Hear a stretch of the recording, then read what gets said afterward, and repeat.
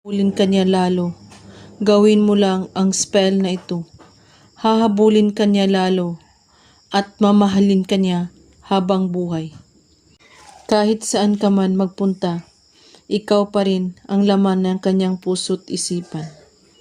Ang kailangan mo lang ihanda dito ay ang larawan niya. Kunin mo ang larawan niya at titigan ito ng 1 minuto. At pagkatapos, iisipin mo siyang mabuti kung gaano mo siya kamahal. At pagkatapos, halikan mo ang larawan niya ng 3 beses at sabihin mo ang spell na ito ng pabulong. Zor, Abraxas, Ikludon.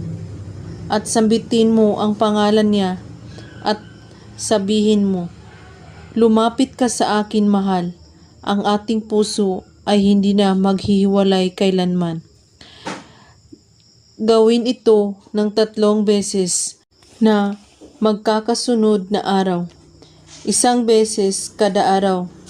At gawin ito na may taos-pusong paniniwala at walang ibang iniisip at pagdududa.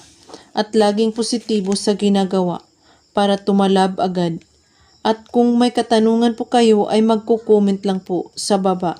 Maraming salamat sa panunood. May God bless us all.